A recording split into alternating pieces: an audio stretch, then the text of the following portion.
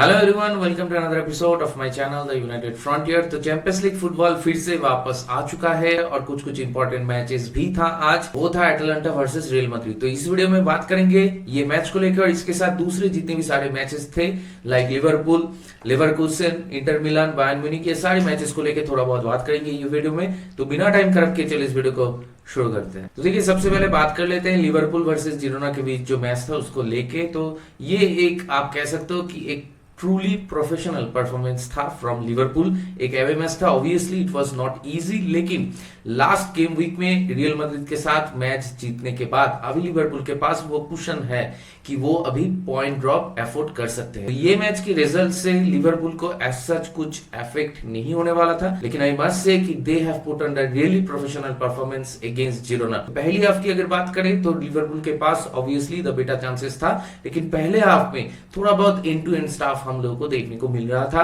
तो दोनों ही टीम के पास मौका था, लेकिन जो अच्छा चांसेस था वो सब लिवरपूल के पास ही था। लेकिन पहले हाफ में स्कोर लाइन 0-0 था। सेकंड हाफ में जाते हुए लिवरपूल को एक पेनल्टी मिल जाता है और ऑब्वियसली सेकंड हाफ में भी जितने भी सारे अच्छे चांसेस आए थे सारे लिवरपूल के पास ही थे। और सेकंड हाफ में जब पेनल्टी मिलता है तो वहां पे हु एल्स, मोहम्मद साला again took the penalty and he scored the penalty और उसी के साथ लिवरपूल को और 3 पॉइंट मिल जाता है चैंपियंस लीग में। और चैंपियंस लीग में लिवरपूल का ऑल विन ट्रैक रिकॉर्ड अभी भी मेंटेन रहा और उसी के साथ चैंपियंस लीग में 6 मैच में लिवरपूल अभी तक सिर्फ एक ही गोल कंसीड किया है। तो यही चीज दिखाता है कि लिवरपूल कितनी कंसिस्टेंसी से परफॉर्मेंसेस डिलीवर कर रहा है, उसी के साथ क्लीन शीट भी मेंटेन कर रहा है। तो आई मस्ट से कि जब सीजन शुरू हुआ था तो हम लोग को लग रहा था कि Barcelona are the best team by far of this season, लेकिन जैसे जैसे सीजन मिड सीजन के करीब आता गया और हम लोग अभी दिसंबर में खड़े हैं, तो अभी अगर मैं on the basis of league and Champions League मतलब यूरोपियन लीग की बात करूं तो Liverpool is the team. Liverpool are the best team right now और उसी के साथ they are playing some consistent football under Arne Slot, which is truly incredible and which is truly praiseworthy। तो इसीलिए आपको लिवरपूल को क्रेडिट देना ही होगा कि उनकी स्क्वाड की जो डेप्थ है उसकी ऊपर अगर हम लोग बात करें तो लिवरपूल भी सफर कर रहा था इंजरी से और एलिसन बेकर जिरोना वाले मैच में वापसी कर चुके थे and he had a wonderful game tonight. तो अभी यही देखने वाली बात होगी कि गोइंग फॉरवर्ड कैलेहा या एलिसन में से किसको आर्ने स्लॉट चूज करते। अगर लॉजिकली सोचा जाए तो ऑब्वियसली आर्ने स्लॉट एलिसन को ही चूज करेंगे। तो कब टाइम पे शायद हम लोग को देखने को मिल सकता है कि कैलेहर को आर्ने स्लॉट इन्वॉल्व करें। तो इसके बाद चलिए बात कर लेते हैं अटलांटा वर्सेस रियल मैड्रिड का जो मैच था उसको लेके। तो ये अटलांटा के साथ अगर आपका मैच है तो वो मैच कभी भी आसान नहीं हो सकता और स्पेशली अगर वो एवे मैच है तो वो तो बिल्कुल ही आसान गेम नहीं है। तो कुछ कुछ लोग थोड़ा बहुत डाउट कर रहे थे रियल मैड्रिड को लेके, जो कि जायज भी है क्योंकि रियल मैड्रिड का जो रिसेंट फॉर्म है वो उतना अच्छा नहीं है। लेकिन दूसरी बात ये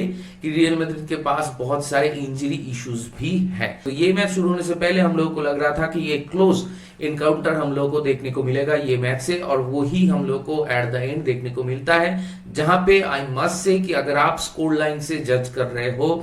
तो स्कोर लाइन भले ही रियल मैड्रिड के फेवर में रहा है 3-2, लेकिन ये मैच कोई भी जीत सकता था। मैच जब चालू होता है तो पहले हाफ में रियल मैड्रिड एज सच कुछ क्रिएट नहीं करते। उनके पास 2 ही चांसेस थे जिसमें से एक चांस एम्बापे के पास था, जो मैच के शुरू होने के कुछ देर बाद ही एम्बापे ने स्कोर करके रियल मैड्रिड को 1-0 लीड दे दिया। वहां पे आई मस्ट से कि एम्बापे का फर्स्ट टच बहुत ही बढ़िया था और उसी के चलते मैन डॉज हो गया और उसके बाद एम्बापे ने बहुत ही बढ़िया फिनिश किया। स्पेशली कीपिंग इन माइंड की लास्ट गेम वीक में लिवरपूल के साथ वो पेनल्टी मिस करने के बाद लीग में भी एम्बापे ने पेनल्टी मिस किया, लेकिन लीग में भी उसने गोल स्कोर किया है। उसी के चलते उसके लिए ये गोल बहुत ही इंपॉर्टेंट था और उसके कॉन्फिडेंस के लिए भी ये गोल बहुत ही इंपॉर्टेंट था। तो he got that lead for Real Madrid, लेकिन उसके बाद से ही Atalanta grew into the match और उसी के साथ अटलांटा के पास ही बॉल पोजीशन था। अटलांटा ही गेम को कंट्रोल कर रहे थे और उसी के साथ चांस क्रिएट कर रहे थे। आई मस्ट से कि उस टाइम पे रियल मैड्रिड डिफेंड कर रहा था, लेकिन अटलांटा टोटली रियल मैड्रिड को शट डाउन कर दिया था। Real Madrid were not being able to play from the middle, from the wing, from anywhere. और उसी के साथ रूडिगर को आपको क्रेडिट देना होगा क्योंकि पहले हाफ में जितने भी सारे चांसेस अटलांटा क्रिएट कर रहा था तो वो सारे चांसेस के लिए Rudiger was everywhere. He was blocking then and there and he was there to defend all the time against Atalanta. तो यही चीज दिखाता है कि रूडिगर जैसा प्लेयर आपके टीम में होना कितना जरूरी है। The leader of a player he activities और उसी के साथ the way he dictates the game against the opponents, वो बहुत ही काबिलियत तारीफ है और इसीलिए रुडिगर को कोई भी टीम चाहेगा अपने डिफेंस लाइनअप में। तो दूसरी बात तो ये है कि रियल मैड्रिड अच्छी तरीके से डिफेंड कर भी रहा था, लेकिन at the end it was too much for them to handle, क्योंकि कंटिन्यूअस एटालांटा प्रेशर क्रिएट कर रहे थे और वहां पर ही चुआमेनी से एक गलती हो जाता है और रियल मैड्रिड एक पेनल्टी कंसीड कर लेते हैं। तो देखिए वहां पे आप कह सकते हो कि it was a soft penalty, लेकिन अभी इस टाइम पे हम लोग को ऐसे पेनल्टीज देखने को मिलता है, रियल मैड्रिड को भी कभी कभार ऐसे पेनल्टीज मिलता है, दूसरे टीम को भी ऐसे पेनल्टीज मिलता है। तो इट वाज गिवन और उसी के साथ just before the half time Atalanta got the equaliser goal और हाफ टाइम में जाते हुए गेम बिल्कुल ही पॉइज था 1-1। पहले हाफ में अगर मैं बात करूं तो अटालांटा की तरफ से लुकमान बहुत थ्रेटनिंग लग रहा था और उसी के साथ डी केटलर के साथ भी रुडिगर का एक टसल हम लोग को देखने को मिल रहा था, जो कि एक बहुत ही आई ग्रैबिंग चीज था फॉर द फर्स्ट हाफ। लेकिन सेकंड हाफ में जब मैच चालू होता है तो सेकंड हाफ में मैच चालू होने के बाद 3 मिनट के लिए अटालांटा स्विच ऑफ हो जाते हैं और एक गलती वहां पे हो जाता है। अनफॉर्चुनेट था, अनलकी था, वहां पे आप कुछ नहीं कर सकते अगर बॉल रिबाउंड होके ओपोनेंट स्ट्राइकर के पास चला जाए, लेकिन वहां पे विनीशियस जूनियर को आपको क्रेडिट देना होगा। ही वाज प्रॉम्प्ट एंड उसी के साथ उसने पहले चांस में ही फिनिश कर दिया। तो यही दिखाता है कि विनीशियस जूनियर क्यों क्लच प्लेयर हो सकता है रियल मैड्रिड के लिए और विनीशियस जूनियर ऐसे मोमेंट्स पे कैपिटलाइज करना जानता है। तो यही चीज फिर से रियल मैड्रिड करता है और उसी के साथ सेकंड गोल कंसीड करने के बाद अटालांटा 2 मिनट के लिए और स्विच्ड ऑफ हो जाते हैं और within a blink of an eye Real Madrid find theirself 3-1 ahead, क्योंकि विनीशियस जूनियर वाला गोल के बाद 2 मिनट के बाद ही जूड बेलिंगहम फिर से एक गोल स्कोर कर देता है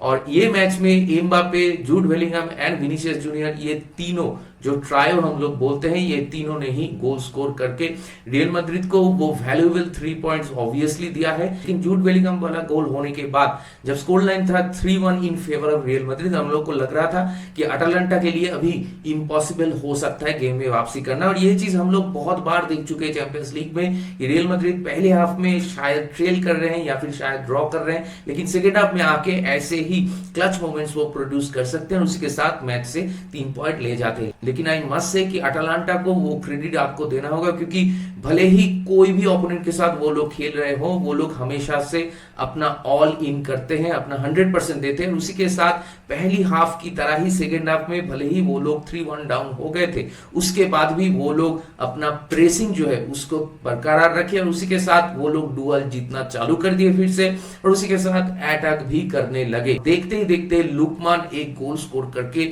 अटालांटा को गेम में फिर से वापसी करने में मदद करता है और स्कोर लाइन हो जाता है 3-2 और उसके बाद से बिल्कुल ही एक बास्केटबॉल जैसा मैच कभी कभार देखने को मिल रहा था कि रियल मैड्रिड एक बार अटैक कर रहा है और अटालांटा एक बार अटैक कर रहा है। तो वहां पे जब स्कोर लाइन 3-2 हो गया था उसके बाद रियल मैड्रिड के पास आप कह सकते हो 1 या 2 बिग चांसेस था, एक रॉड्रिगो के पास था, एक दूसरे किसी प्लेयर के पास था, मुझे भी याद नहीं आ रहा है, लेकिन अटालांटा के पास बहुत सारे चांसेस थे और अटालांटा कंटिन्यूअस चांसेस क्रिएट कर रहे थे और रियल मैड्रिड के ऊपर वो प्रेशर बन रहा था। लेकिन आई मस्ट से कि वहां पे अटालांटा के विंग प्लेयर्स जब रियल मैड्रिड को स्ट्रेच करने की कोशिश कर रहे थे, कुछ हद तक स्ट्रेच कर भी रहे थे, लेकिन फिर भी रियल मैड्रिड की backline eight the and shape maintain करके अच्छी तरीके से डिफेंड कर रहे थे और थैंक्स टू कुर्तुआ, क्योंकि कुर्तुआ ने बहुत अच्छा सेव्स निकाला ये मैच में। मैड्रिड के पर्सपेक्टिव से अगर मैं बात करूं तो I think Jude Bellingham will be the man of the match और उसके साथ एंटोनी रुडिगर एंड कुर्तुआ, इन दोनों का भी परफॉर्मेंस बहुत बढ़िया रहा और इन तीनों के चलते ही मेरे ख्याल से रियल मैड्रिड को एट द एंड वो 3 पॉइंट मिला है, क्योंकि पहली हाफ में जैसा कि मैं कह रहा था कि रियल मैड्रिड को इंटायरली शट डाउन कर दिया था अटालांटा ने, लेकिन सेकंड हाफ में जूड बेलिंगहम और थोड़ा डीप आया और उसके साथ फ्रॉम द बैक गेम को डिक्टेट कर रहे थे, थ्रू बॉल खेल रहे थे फ्रॉम द मिडिल, उसके साथ विंग पे बॉल खेल रहे थे और बढ़िया सी प्ले स्विच करके रियल मैड्रिड को चांसेस क्रिएट करने में, जो काउंटर अटैकिंग चांसेस में रियल मैड्रिड माहिर है, उसको क्रिएट करने में, उसको इनेबल करने में हेल्प कर रहे थे। लेकिन एट द एंड एकदम स्टॉपेज टाइम में अटालांटा के पास एक बिग चांस आता है जहां पे फिर से लोकमान एक चांस क्रिएट करता है, लेकिन वहां पे उस प्लेयर का मुझे नाम याद नहीं आ रहा, लेकिन वहां पे अटालांटा वो गोल्डन चांस मिस कर देता है। इस दूसरे दिन हो सकता है कि ये गोल हो जाए और स्कोर लाइन 3-3 हो जाए, लेकिन it was a day to remember for Real Madrid. At last they got the 3 points and at last they got their first away win in this years Champions League और उसी के साथ first defeat for Atalanta in this season of Champions League. लेकिन Atalanta की तरफ से अगर मैं बात करूं तो अटालांटा भी बहुत बढ़िया खेले इस गेम में। इन दी एंड कुछ मोमेंट्स पे इंडिविजुअल ब्रिलियंस के सामने अटलांटा हार गए, लेकिन फिर भी उन लोगों के लिए खोने को कुछ नहीं था ये मैच में, क्योंकि अटलांटा टेबल में रियल मैड्रिड से आगे है। लेकिन रियल मैड्रिड के लिए ये जीत बहुत ही इंपॉर्टेंट था कि टॉप 8 में अगर फिनिश करना है तो रियल मैड्रिड को ये मैच जीतना ही था, और eight the and real Madrid ये मैच जीत चुका है। तो इसीलिए ये मैच की सिग्निफिकेंस अटलांटा से ज्यादा रियल मैड्रिड के लिए था, क्योंकि अटलांटा के पास जितने बचे हुए मैचेस हैं उसमें भी अगर वो लोग ठीक ठाक कर लेते हैं तो वो लोग टॉप 8 में फिनिश कर सकते हैं। तो एट द एंड अटलांटा को थोड़ा बहुत डिसअपॉइंटमेंट लगेगा, कि उन लोगों को शायद लगेगा कि वो लोग ये मैच से 1 पॉइंट डिजर्व करते थे, जो कि कुछ हद तक सही भी है। लेकिन you have to give credit to Real Madrid as well, क्योंकि उन लोग के ऊपर भी बहुत ज्यादा प्रेशर था, इंजरी क्राइसिस था, लेकिन फिर भी वो लोग एक अच्छा साइड के साथ, एक गुड स्क्वाड के अगेंस्ट, जहां पे गैस्परिनी ने एक ऐसा वेल ड्रिल्ड स्क्वाड क्रिएट किया है कि वहां पे जाके मैच जीतना उतना आसान नहीं है। इसीलिए रियल मैड्रिड को एट द एंड आपको वो क्रेडिट देना होगा। इसके बाद चलिए बात कर लेते हैं Bayer Leverkusen versus Inter Milan. तो देखिए ये मैच मैं थोड़ा बहुत देख रहा था,